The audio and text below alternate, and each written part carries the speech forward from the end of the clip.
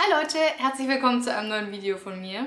Heute geht es um das Aufräumen im Inneren. Viele von euch, die hier auf meinem Kanal sind, interessieren sich für Minimalismus und ich glaube, ihr seid größtenteils auch schon ganz schön fortgeschritten. Und deswegen glaube ich, dass einige von euch sich jetzt auch langsam so ein bisschen mit der Unordnung im eigenen Kopf beschäftigen. Und darum soll es heute im Video gehen. Hi, ich bin Agnes und Anfang 2022 mit meinem Hund und meinem Mann nach Chile ausgewandert. Wir sind Minimalisten und auf meinem Kanal geht es darum, viele Abenteuer zu erleben, das Leben jeden Tag ein Stückchen besser zu machen und dabei keinen unnötigen Ballast mitzunehmen. Herzlich willkommen auf meinem Kanal und los geht das Abenteuer.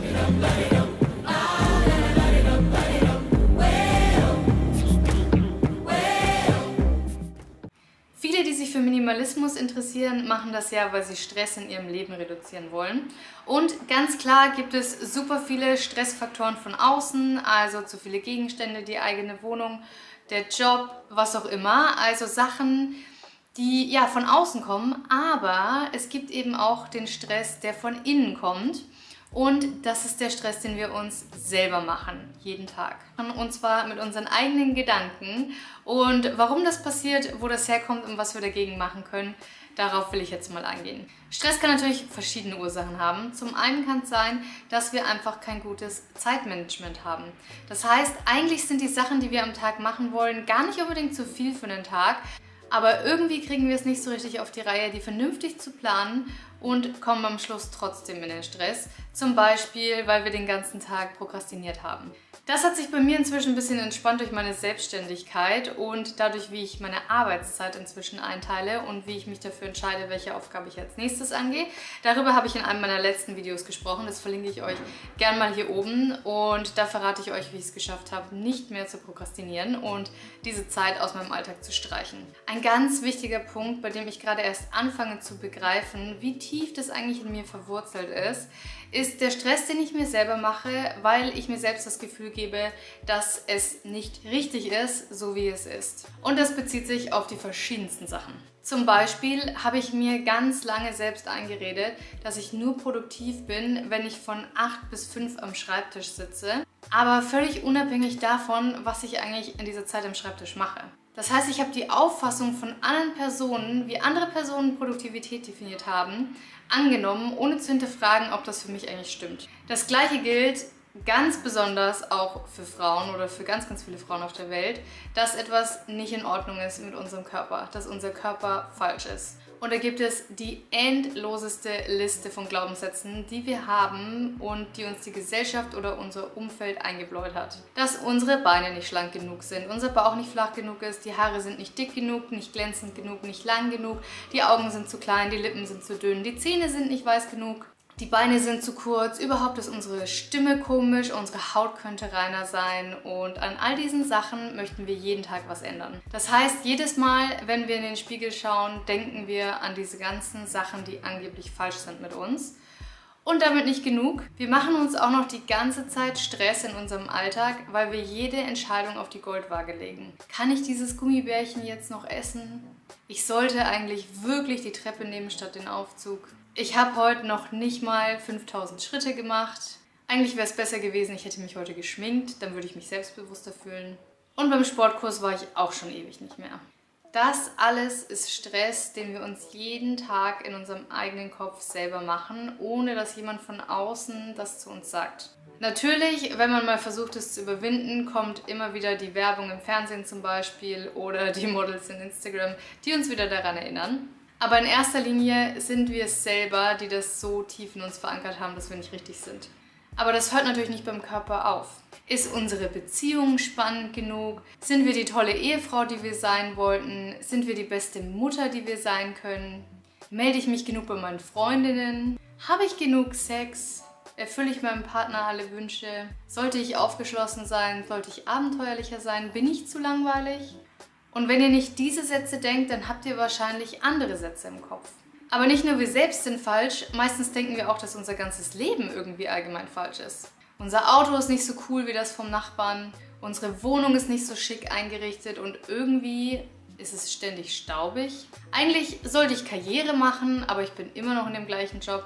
Eigentlich wollte ich auswandern, aber da habe ich auch noch keinen Schritt in die richtige Richtung gemacht. Sowieso wollte ich eigentlich auch ein Buch schreiben und in einem anderen Land war ich dieses Jahr auch noch nicht. Diese Sachen entstehen in erster Linie durch Vergleiche mit anderen. Dass wir uns mit anderen vergleichen, ist so ein bisschen eine biologische Folge aus der Evolution, denn nur so haben wir natürlich versucht, einen Überlebensvorteil zu generieren. Und indem wir probieren, besser zu sein als andere, versuchen wir natürlich als Menschheit zu überleben, ganz klar. Aber in der heutigen Welt hat es so einen hohen Stellenwert und so eine krasse Priorität in unserem Leben eingenommen, dass es einfach nicht mehr gesund ist. Und es kommen ja zweierlei Sachen auf uns zu. Das erste ist natürlich die Werbung und Social Media, das wir jeden Tag sehen. Und das andere sind die Glaubenssätze, die wir schon erlernt haben, als wir Kinder waren. Zum Beispiel dadurch, was unsere Oma, unsere Mutter, unsere Lehrerin, unsere Freundin oder irgendeine andere Person irgendwann in unserem Leben zu uns gesagt hat. Und das hat sich so eingebrannt in unser Gehirn, dass es wie ein geschriebenes Gesetz ist und wir haben es nie wieder in Frage gestellt. Und das ist meistens alles nach dem Motto, das ist nichts für Mädchen. So benehmen sich Mädchen nicht, so benehmen sich Jungs nicht, das macht man nicht, sowas machen nur dumme Leute oder füllt ein in die Lücke, was immer ihr im Kopf habt. Das Tückische an diesen Glaubenssätzen ist, dass wir nicht erkennen, dass es eigentlich die Einstellung von jemand anderem war. Und wir haben es so tief und fest übernommen in unsere eigene Seele, dass es schwerfällt, sich davon zu lösen. Gleichzeitig stresst es uns aber jeden Tag, weil es einfach nicht uns selbst entspricht. Wir sind Individuen, wir haben eigene Wünsche und Ziele und die kollidieren natürlich mit unseren Glaubenssätzen.